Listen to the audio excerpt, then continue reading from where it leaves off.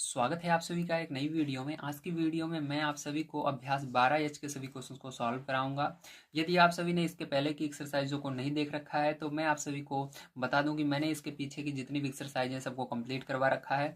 आप हमारे चैनल पर जाएंगे तो प्लेलिस्ट मिल जाएगी, या आप सभी डिस्क्रिप्शन बॉक्स में चेक कर सकते हैं, वहाँ पर भी मैंने प्लेलिस्ट डाल रखी है। आइए देखते हैं पहला क्वेश्चन क्या दिया गया है और इसको किस प्रकार से सॉल्व करना है। पहला क्वेश्चन दिया गया है, निम्नांकित सारणी में रिक्त स्थानों को अपनी अभ्यास पुस्तिका में भरिए। तो यहाँ पर जो रिक्त स्थान आपको दिख रहे हैं हर जगह, इनके अंदर क्या आएगा इसको बताना है।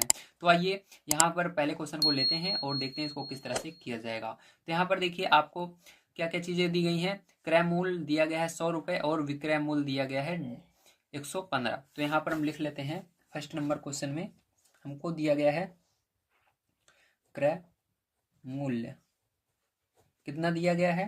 क्रय मूल्य हमको 100 रुपये दिया गया है, ठीक है। और विक्रय मूल्य कितना दिया गया है, विक्रय मूल्य 115 दिया गया है, ठीक है। और इसके बाद हमको लाभ यहाँ पर बताना है, लाभ हो रहा है या हानि हो रही है, ठीक है। ये दो चीजें हमको बताना है क्या हो रहा है। अब ध्यान समझिएगा, एक ही चीज होता है, एक ही चीज इसके अंदर आपका किया जाएगा, या लाभ होगा या हानि होगा, ठीक है। दोनों एक साथ नहीं आएगा। अब देखिए यहाँ पर ध्यान समझिएगा, यहाँ पर सीधी सी बात है, जब विक्रय मूल्य यानी क्या होता है, बेच रहा है, ठीक, कितने में वो बेच रहा है। तो देखिए क्रय मूल्य यानी कितने में खरीद रहा है, तो उसने खरीदा 100 रुपए का और बेच रहा है 115 का, ठीक है। इस प्रकार से आप समझ सकते हैं, कोई व्यक्ति अगर सामान खरीद रहा है 100 रुपए का, बेच रहा है 115 का, तो सीधी सी बात है लाभ हो रहा है। कितने का लाभ हो रहा है इसको निकालेंगे। तो इस साइड चलिए हम इसको निकाल लेते हैं। तो फर्स्ट नंबर देखिए, यहाँ पर आपको लाभ निकालने के लिए क्या करना पड़ता है, जो विक्रय मूल्य रहता है, जो ज्यादा बड़ी संख्या रहती है उसमें से छोटी वाली को माइनस किया जाता है। बड़ी कौन सी है, विक्रय मूल्य है। विक्रय में से आप कंफ्यूज मत होइएगा, हमेशा याद रखिएगा जो बड़ी है उसी में से घटाना है, ठीक है। तो बड़ी कौन सी है, विक्रय मूल्य। तो हमेशा क्या करेंगे यहाँ पर, विक्रय मूल्य माइनस क्रय मूल्य, ठीक है। इसमें से क्या करेंगे, क्रय मूल्य को हम घटा देंगे, ठीक है। तो क्रय मूल्य जब आप माइनस कर दोगे तो आपका आ जाएगा। चलिए यहाँ पर अब देखते हैं। तो विक्रय मूल्य हमारा 115 था और माइनस क्रय मूल्य कितने में खरीदा था, 100 में खरीदा था, ठीक है। तो ये हो गया। अब माइनस कर दोगे इसको, 115 में से 100 निकाल दोगे तो 15 आएगा। तो सीधी सी बात है, लाभ कितने रुपए का हो रहा है, उसको 15 रुपए का लाभ हो रहा है, ठीक है। तो ये क्या होगा, आपका हो जाएगा। और यहाँ पर कुछ नहीं होगा, जो ये ऐसे आपकी लाइन है बुक के अंदर, यहाँ पर कुछ नहीं रहेगा, जीरो होगा। एक ही चीज होती है, लाभ होता है या हानि, ठीक है। तो यहाँ पर लाभ हो रहा है। अब देखिए सेकंड नंबर का इसका क्वेश्चन हम देख लेते हैं। तो इसका सेकंड नंबर का क्वेश्चन आपको क्या क्या चीजें दी गई हैं ध्यान समझिएगा। इसके सेकंड नंबर में आपको यहाँ पर कुछ नहीं दिया गया है क्रय मूल्य में, ठीक है। और इसके बाद यहाँ पर दिया गया है विक्रय मूल्य बराबर आपको दिया गया है 1500, मतलब 1500 रुपये, ठीक है। और इसके बाद यहाँ पर लाभ दिखा रहा है आपको 300 का। और यहाँ पर आपको मैंने बताया या लाभ होगा या हानि होगा, तो यहाँ पर लाभ पहले से ही दिया गया, मतलब हानि हो ही नहीं सकता, लाभ होगा, ठीक है। तो लाभ इतने का हो रहा है, तो आपको बताना है कि यहाँ पर क्रय मूल्य क्या होगा, कितने में उसने खरीदा था। तो इसको निकालने का सिंपल सा फॉर्मूला होता है, मैं यहाँ पर बता देता हूँ सेकंड नंबर। तो जब आप क्रय मूल्य निकालते हैं, क्रय मूल्य बराबर होता है आपका, ठीक है, क्या होता है, आपको विक्रय मूल्य में से लाभ को माइनस करना पड़ता है। तो लिखेंगे यहाँ पर विक्रय मूल्य माइनस लाभ, ठीक है। विक्रय मूल्य में से क्या कर रहे हैं हम, लाभ को माइनस कर रहे हैं। विक्रय मूल्य कितना था हमारा, 1500 था, और लाभ हो रहा है 300 का, तो इसको माइनस कर दोगे तो आपका आ जाएगा क्रय मूल्य। तो यहाँ पर आपका आ जाएगा 200, ठीक है, सॉरी 1200 आएगा। कितना आएगा, 1200 आएगा, ठीक है। तो यहाँ पर आपका 1200 आ जाएगा। तो यहाँ पर आपको इसके अंदर 1200 लिख देना है, ठीक है। अब चलिए इसी तरह से हम देखते हैं इसका तीसरा नंबर पार्ट किस तरह से होगा। तो देखिए तीसरा नंबर क्वेश्चन, इसके अंदर क्या क्या चीजें दी गई है। 700 आपको दिया गया है क्रय मूल्य, ठीक है। अब विक्रय मूल्य आपको यहाँ पर नहीं दिया गया, इसको बताना है। लाभ और हानि में से यहाँ पर हानि हो रही है, हानि आपको दिया गया है 150, मतलब 150 रुपये, ठीक है। अब इसके अंदर आपको निकालना है विक्रय मूल्य। विक्रय मूल्य निकालने के लिए सिंपल सा फॉर्मूला होता है, क्रय मूल्य में से हानि को माइनस किया जाता है, ठीक है। जितने में खरीदते हैं, जितने की हानि होती है उसको माइनस करते हैं तो आपका विक्रय मूल्य आ जाता है। जब हानि होती रहती है तब की बात कर रहा हूँ, जब हानि हो तब। तो यहाँ पर हमको हानि हो रही है, इसलिए क्या करेंगे हम, इसके अंदर थर्ड नंबर क्वेश्चन में आपको क्रय मूल्य माइनस हानि, ठीक है। क्रय मूल्य में से हानि को माइनस कर देना है। तो क्रय मूल्य क्या है आपका, 700 है, माइनस कर देंगे हानि को 150, तो आपका यहाँ पर आ जाएगा 0, 5, 6 में से 1 गए 5, तो 550 कितना आएगा, 550 आ जाएगा। ठीक है, इस तरह से करना था। अब देखिए इसका 4 नंबर का पार्ट आप देख सकते हैं, यहाँ पर मैं बता रहा हूँ क्या दिया गया है। यहाँ पर 1200 दिया गया है आपको क्रय मूल, विक्रय मूल आपका है 1100, और यहाँ पर आपको पता लगाना है कि आपको लाभ हो रहा है हानि। तो ये खरीदा इसने 1200 में, बेचा 1100 में, सीधी सी बात है यहाँ पर हानि हो रही है। तो हानि कितने की हुई, तो सिंपल सा उसका फॉर्मूला होगा, आपको क्या करना है, आपको विक्रय मूल्य से क्रय मूल्य जो बड़ा रहता है उसमें से छोटे वाले को घटाते हैं। ठीक, तो बड़ा कौन सा है, क्रय मूल्य। तो यहाँ पर जब हानि होती है तो क्रय मूल्य में से हम घटाएंगे, तो यहाँ पर लिखेंगे हानि बराबर 4 नंबर का है ये आपका, लिखेंगे हानि बराबर क्रय मूल्य माइनस विक्रय मूल्य। तो क्रय मूल्य कितने का था, 1200 का, माइनस विक्रय 1100, तो कितने की हानि हुई, 100 रुपये की हानि हो रही है। तो यहाँ पर 100 रुपये आ जाएगा, और ये जो खाली जगह है यहाँ पर 0 0 हो जाएगा। ठीक है, तो ये आपका सिंपल सा पहला क्वेश्चन सॉल्व होता है, यहाँ पर आंसर आपका ये सब हो जाएंगे। ठीक है, तो उम्मीद है आप सभी को सारी चीज़ें समझ में आई होंगी किस तरह से आपको पहला क्वेश्चन करना था। तो चलिए इसके बाद सेकंड नंबर क्वेश्चन पर चलते हैं और उसको सॉल्व करते हैं। सेकंड नंबर क्वेश्चन सबसे पहले हम पढ़ेंगे, यहाँ पर क्या दिया गया है।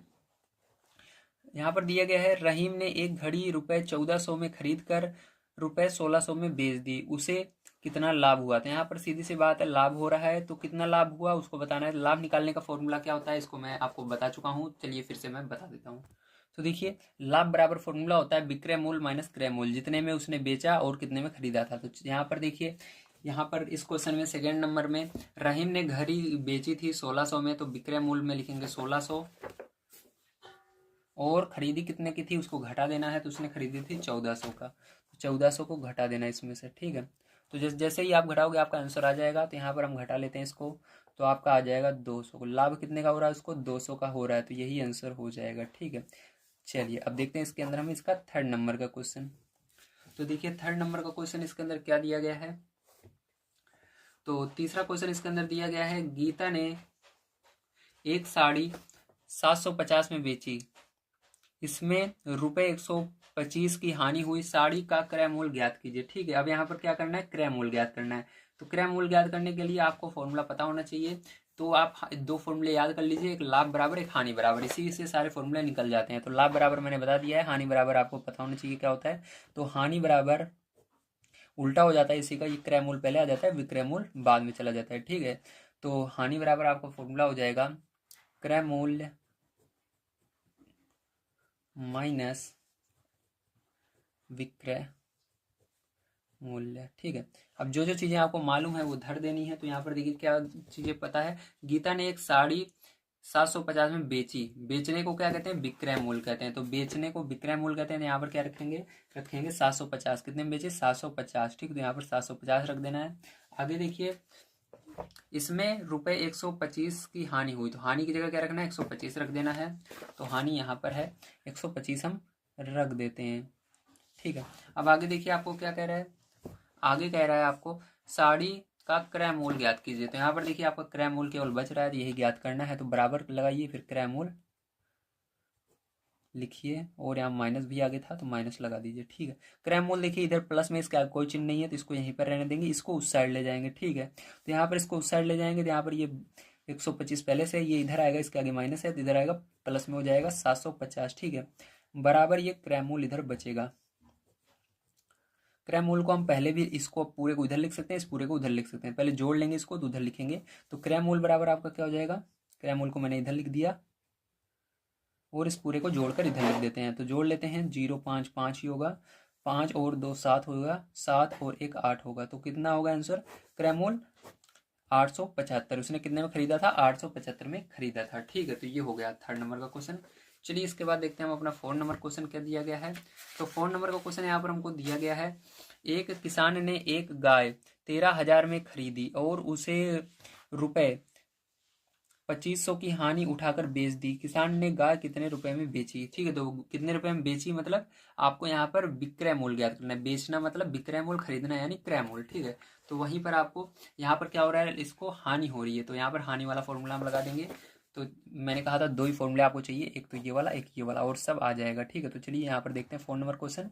तो हानि बराबर फॉर्मूला मैंने अभी आपको बताया है क्या होता है। तो हानि बराबर होता है क्रय मूल्य माइनस विक्रय मूल्य।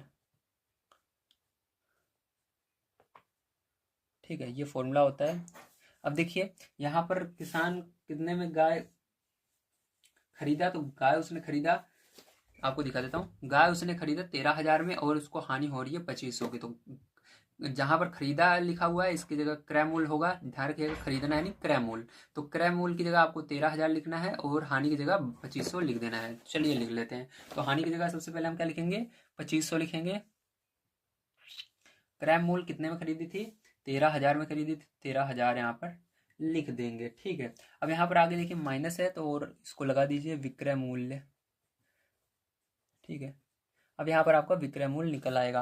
अब देखिए एक चीज हमेशा याद रखिएगा, जिसका मान हम निकालते हैं वो माइनस में नहीं होना चाहिए, मतलब उसके आगे माइनस नहीं होने चाहिए। जैसे यहाँ पर देखिए इसके आगे माइनस नहीं था इसलिए इसको यहाँ पर रखे थे, लेकिन इस बार इसके आगे माइनस है तो क्या करेंगे, इसको उधर ले जाएंगे तो ये प्लस में हो जाएगा। बराबर का ये निशान है, बराबर के इस साइड आने पर ये प्लस में हो जाएगा, तो इसको इधर लाएंगे, प्लस में हो गया विक्रय मूल्य। और जिस साइड ये विक्रय मूल्य रहेगा इस साइड कोई संख्या नहीं रहनी चाहिए, इसलिए इसको उस साइड ले जाएंगे। तो इधर ये किस में है, प्लस में है। देखिए इसका कोई चिन्ह नहीं, उधर जाएगा माइनस में हो जाएगा। तो ये 13,000 अपनी जगह प्लस में था तो इसको इधर ही रहने देंगे, 13,000 जिस साइड है, और केवल इसको उधर ले जा रहे हैं तो ये माइनस में हो जाएगा। ठीक है, तो इसको लिख देते हैं हम 2500। अब इसको माइनस कर देंगे तो यहाँ पर आपका क्या आएगा देखिए, तो यहाँ पर आपका माइनस करने पर विक्रय मूल्य आ जाएगा, विक्रय मूल्य। ठीक है, कितना आएगा, 10,500। ठीक, कितना आएगा, 10,500। तो यही क्या हो जाएगा फिर जो आपका आंसर हो जाएगा। ठीक है, बहुत आसान था। चलिए इसके अंदर 5 नंबर क्वेश्चन देखते हैं। 5 नंबर क्वेश्चन किस प्रकार से करना है।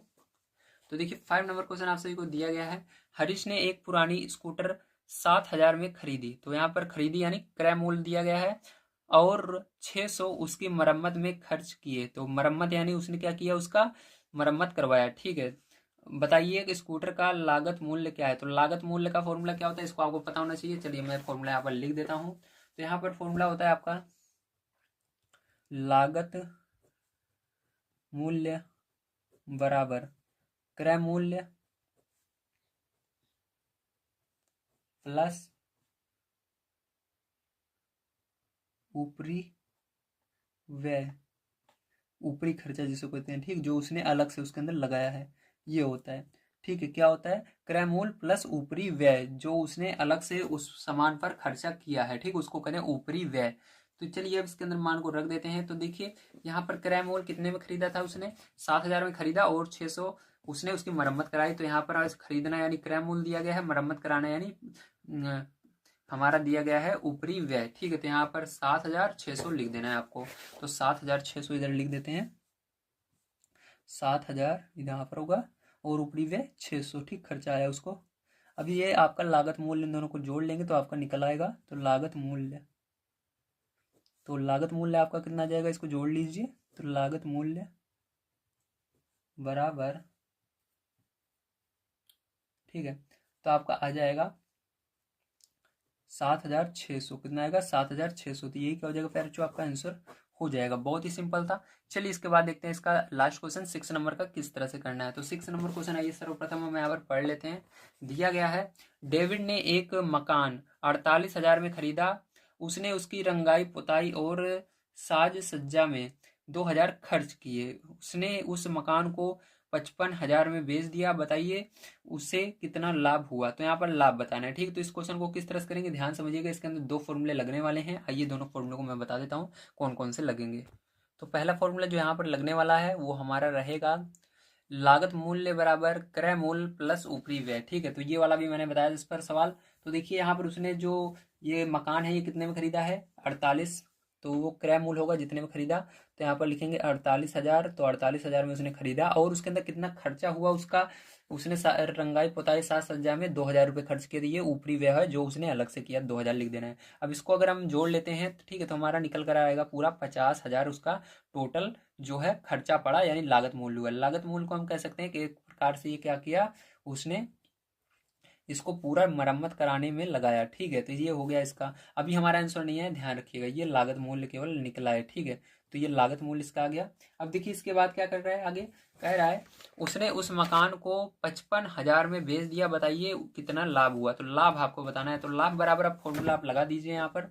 तो लिखेंगे लाभ बराबर, क्या होता है फॉर्मूला, होता है आपका विक्रय मूल्य जितने में बेचता है। अगर लाभ तभी होता है जब ज्यादा में बेचे, इसलिए बेचने वाले को पहले लिखेंगे विक्रय मूल्य माइनस करेंगे क्रय मूल्य। ठीक है, आप कहोगे कि सर यहाँ पर क्रय मूल्य ये होगा, नहीं, ये वाला नहीं रखना है आपको क्रय मूल्य। ये क्रय मूल्य, ये जो लागत मूल्य है, यही यहाँ पर क्या बन जाएगा, यहाँ पर ये क्रय मूल्य बन जाएगा, क्योंकि उसने पूरा इसके अंदर मरम्मत हर चीज कराया, उसका जितना खर्च हुआ इसको यहाँ पर लिखना है। ठीक है, तो या आप इसको कह सकते हो क्रय मूल्य की जगह ये न लिख करके यहाँ पर लागत मूल्य भी आप लिख सकते हो। ठीक है, अगर आपका क्रय मूल्य नहीं है तो आप यहाँ पर लागत मूल्य भी लिख सकते हो, ध्यान रखिएगा। अगर आप लागत मूल्य निकाले हो तो यहाँ पर क्रय मूल्य की जगह लागत मूल्य लिखोगे।